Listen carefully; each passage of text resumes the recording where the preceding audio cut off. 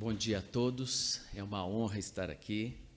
Permitam-me cumprimentar a todos na pessoa do presidente, professor João Batista. Quero cumprimentar também o professor Plínio Salgado, minha professora Maria Tereza, Thales, meu querido amigo, são tantos que estão aqui, excelentíssimo senhor ministro Antônio Augusto Júnior Anastasia, caros alunos da Faculdade Milton Campos. Imaginem vocês, eu me formei aqui há 21 anos, salvo engano, meu Deus. E nesse auditório, inclusive, fiz um simulado de direito penal em que eu era o advogado de defesa e a professora Electra, então desembargadora, era a acusação, nesse exato lugar, antes da reforma, evidentemente.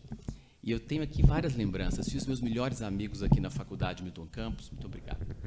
O Flávio Vidigal, Daniel Magalhães, queridos amigos, né, Thales? Então, as minhas lembranças são as melhores desse lugar e, por isso, é uma emoção muito grande poder estar aqui. Mas também outras duas grandes razões me fazem ter que fazer esse registro. Eu, quando ainda aluno, subi numa dessas escadas aí, eu saí correndo atrás do professor Plínio, entreguei para ele meu currículo, então eu pedia para fazer estágio no escritório dele. Imagina, aquilo mudou a minha vida. Todas as minhas oportunidades profissionais começaram ali. E duas lições muito claras eu carrego comigo, que é a de correção, de ética profissional e de lealdade nas relações humanas. Ele sabe muito bem que eu aprendi isso de uma forma muito cristalina com a convivência que tive com ele. E, por meio dele, eu conheci o doutor Antônio Augusto Júnior Anastasia. Não é? Esses dias, voltando de Brasília para São Paulo, um advogado do sul do país sentou-se ao meu lado, eu nem lembrava dele, ele falou, você é o Flávio? Eu falei assim, você ainda trabalha com a Anastasia? Eu disse, não, ele foi para o Tribunal de Contas da União e tal. Ele é tudo isso que todo mundo fala mesmo? Eu disse, não. Porque a maior parte das pessoas não tem o privilégio da convivência com Vossa Excelência, não é? E é nessa convivência que a gente consegue perceber a generosidade. Nós estamos falando de uma pessoa que ocupou os maiores cargos da República e não é tomado pela vaidade, não é? E de uma generosidade incrível. Se eu fosse imitar Clarice, eu diria que a solenidade que marca o traço de Vossa Excelência com as pessoas que estão ao seu redor, ela, na verdade, é capaz de acomodar as incompreensões, como diria Clarice, e as transformar num momento de pacificação. Vossa Excelência traz o equilíbrio para as relações. Eu vi isso no Senado ao longo de 7 anos, era o ponto de equilíbrio. Então, imagine vocês, eu ter tido essas oportunidades na vida e, depois de 20 anos, estar aqui. Muitíssimo obrigado, Thales, pela oportunidade. Eu sei que você lembrou do meu nome e seu nome agradeço muitíssimo. Bom, mas vim aqui tecnicamente para falar de direito, não é? Então, eu vou fazer algumas considerações, especialmente sobre as mudanças que ocorreram na lei de improbidade administrativa. Mudanças que foram muito criticadas, tal qual ocorreu na lei de introdução às normas do direito brasileiro. E eu me lembro que, assistindo um julgamento no STJ, certa vez, eu fiquei muito impactado com o caso de uma médica que estava sendo julgada já em sede de recurso especial no STJ, porque ela, médica, tinha passado no concurso público e tinha dado um atestado para ela mesma, dizendo que ela estava apta a exercer o cargo. Isso movimentou o Ministério Público, que ajuizou uma ação de improbidade contra ela, pelo artigo 11, não é? Como é que ela pode, ela dar um atestado dizendo que ela está apta a exercer? Uma coisa gravíssima. Caso de improbidade administrativa, segundo o Ministério Público. Ela foi condenada em primeira instância, condenada em segunda instância, chega ao STJ, e o ministro Napoleão levanta, senhor, colegas, ele lá, havia outro atestado de outro médico, que reconhecia também que ela era apta, portanto, isso em nada favoreceu, manifesta a boa-fé, a repercussão disso, isso está no acórdão, nem dá para aplicar a súmula 7, né? E ele disse isso com muita veemência, mostrando o quão grave era uma condenação por improbidade administrativa, e Sua Excelência ficou vencido. Como boa parte dos julgamentos, o volume é muito grande, então é de acordo, ou muitas vezes se ignora um voto vista, como era o caso dele. É só para dar um exemplo, né, de como é que as coisas caminhavam. Pior que isso, talvez foi a situação do nepotismo. Né, como eu não sei se você sabe, mas a nomeação de parentes até a súmula vinculante número 13, não era algo pacífico, tranquilo, era algo que realmente a prática existia. Parentes eram nomeados para cargos em comissão de todas as esferas do poder. Não havia uma lei dizendo que isso não poderia ser feito, mas isso foi questionado em ações e chegou ao Supremo Tribunal Federal por uma ação declaratória de constitucionalidade, veio a súmula vinculante e associações de magistrado, inclusive, entendendo que não era possível considerar como ilícito o nepotismo, tendo em vista a ausência de lei que dispusesse a respeito disso. Então, até aquele momento que a súmula viesse, não existia uma compreensão clara da ilicitude, não é? E não é que o Superior Tribunal de Justiça, em 2019, julgando o embargo de divergência, entende que a mera nomeação de parentes, ainda que antes da súmula vinculante, comprovaria o dolo genérico para fins de improbidade administrativa. Vejam, a primeira turma do STJ, por isso que era embargo de divergência, entendia não é possível se falar em improbidade porque não há o dolo, porque não há compreensão da ilicitude, tanto que era controvertido, precisou de uma DC, enfim.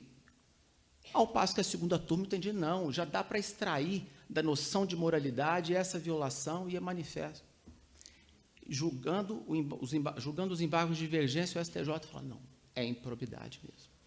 Ou seja, se é indispensável demonstrar o dolo, como é que eu posso presumi-lo? Porque se for assim, se todos não podem desconhecer as normas e as leis, basta a ilegalidade que eu tenho a improbidade. A não ser que se exija um ônus argumentativo, efetivamente, do órgão acusador de demonstrar isso. Mas é difícil, Flávio, é difícil. Não é difícil no penal, não, é difícil no penal e nem por isso se deixa de exigir. Eu fico imaginando boa-fé e tantos outros termos fluidos também nas relações privadas e no direito civil, também você tem que demonstrar. Por que isso é tão difícil, às vezes, para o direito administrativo sancionador, não é? Por que ainda carregamos tanto esse viés autoritário? E a lei de introdução já foi a primeira resposta a isso.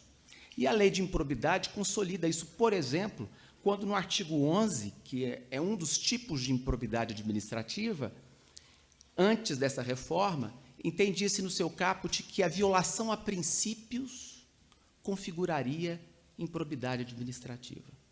Se eu fizesse uma enquete aqui, qual a noção de moralidade administrativa?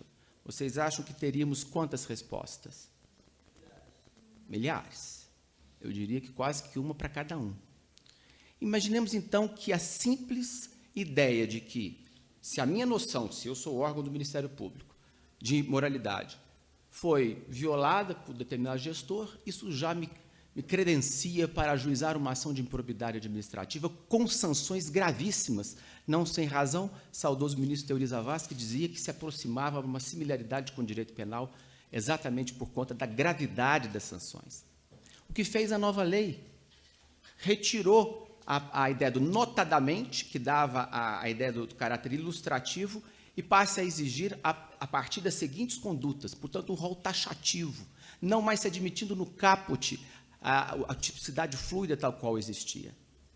Também se eliminou na nova lei o elemento subjetivo culpa relativamente ao prejuízo ao erário, algo que também realmente nos parecia muito estranho você pensar em improbidade cuja noção básica elementar é de desonestidade e, ao mesmo tempo, falar em alguém que seja desonesto de forma culposa.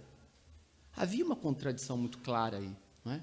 Não sem razão, o Congresso Nacional teve a coragem, e aqui é preciso registrar a coragem até do deputado Zaratini, que apresentou o substitutivo, esse substitutivo que foi aprovado, que se transformou na nova lei, e que mudou substancialmente aquela proposta inicial, que era da Comissão de Juristas, capitaneada pelo excelentíssimo senhor ministro Campbell, um dos maiores magistrados do nosso país, mas que apresentava uma proposta que consolidava boa parte da jurisprudência do STJ.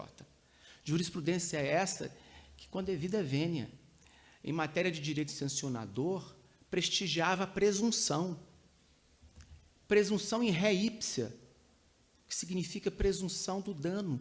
Se houve um vício de licitação, necessariamente houve o prejuízo. Dá para presumir improbidade por também prejuízo ao erário. Presunção in dubio pro società. Por favor, estudem isso, pelo amor de Deus, porque eu não sei do que se trata, eu diria assim. In dubio pro società? Na dúvida. Como assim? Eu aprendi aqui que in dubio pro réu, né? Como assim? E com isso se presume-se, por exemplo, a cautelar para bloqueio de bens? Por que no direito, no processo civil, em tudo quanto é lugar, você tem que demonstrar o perigo da demora? Não, para improbidade não precisa. Essas presunções se consolidaram na jurisprudência do STJ. E foi a resposta que o legislador deu, exatamente alterando esses pontos.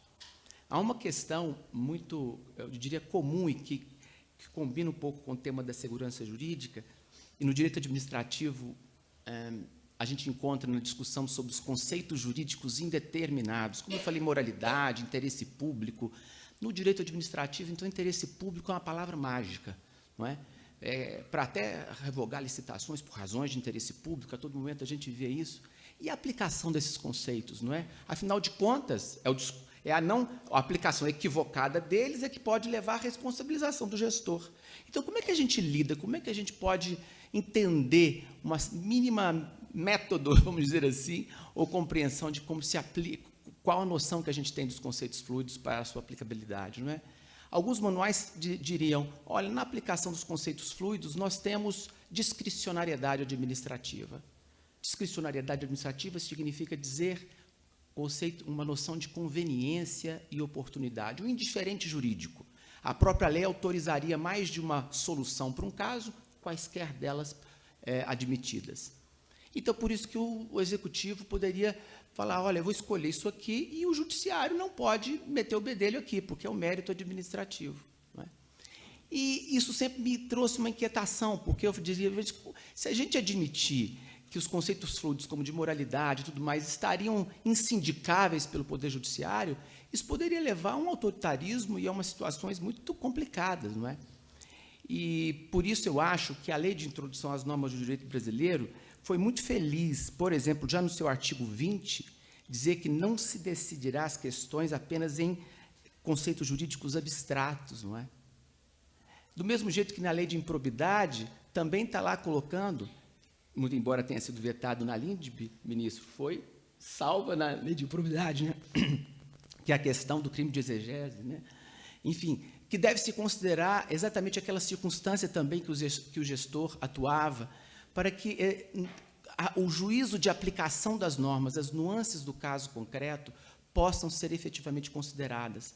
Eu diria que a lei, tanto a lei de introdução como a lei de improbidade, impõe esse ônus argumentativo para quem decide. Se um ministro do TCU, se um conselheiro do Tribunal de Contas, por acaso, resolver agora suspender o contrato de lixo em determinado lugar por entender que o contrato é legal, muito bem, mas que agora diga, quem cata o lixo no dia seguinte? As consequências jurídicas. Quer-se ter autoridade, mas também a lei de introdução veio trazer responsabilidade para quem decide. Isso aconteceu, meu pai foi prefeito, ele me ligou um dia, Flávio, suspenderam aqui o contrato de contratação do lixo. Ele me perguntou, quem cata o lixo amanhã? Eu falei, dá uma lidinha na decisão para ver, pai, não é 2 parágrafos, 3. Não poderia, então, aquele que decidiu dizer, olha, em 6 meses é um tempo razoável, considerando esse município, esse contexto, para que se possa fazer um processo licitatório, período, então, que está autorizado. Você tem que... Não dá para simplesmente imaginar de que a gente pode ter autoridade, mas não tem uma noção das repercussões, das consequências práticas. Estou usando um termo da LINDB. É disso que ela fala. A ideia da responsabilidade, apenas no caso de dolo ou erro grosseiro, um conceito fluido também, como fluido vários conceitos que estão na lei, mas isso não significa que no discurso de aplicação da norma nós não tenhamos que nos esmerar nos fatos. É por isso que o devido processo legal substancial é fundamental, que é ali o lugar de um magistrado ou de quem quer que vá decidir, considere aquilo que foi dito, efetivamente. É ali que se encontra a solução não cai de paraquedas. A solução está ali no processo, no devido processo. Eu sei que é mais difícil. Quando fui assessor no STJ, cheguei na minha sala, tinham 1.200 processos e chegavam 300 por semana. eu coordenava uma equipe de 5 analistas. Foi um desafio enorme, porque, como eu já tinha advogado antes, eu disse, eu não vou pôr boneco aqui, que a gente chamava de boneco, decisão. Põe boneco, joga boneco, vai fazer. Copia e cola, às vezes, né? Para decidir aquele volume gigantesco. E foi onde eu mais aprendi. Não existe um caso igual ao outro. Como não existe ninguém. Todos aqui somos diferentes. Aliás, nós somos iguais na medida que somos todos diferentes. Não é? Então, é esse esforço que cada um vai ter que ter, dá mais trabalho. Mas eu acho que o senso de justiça vem com muito mais tranquilidade e serenidade. Agradeço muitíssimo a oportunidade de poder conversar com os senhores.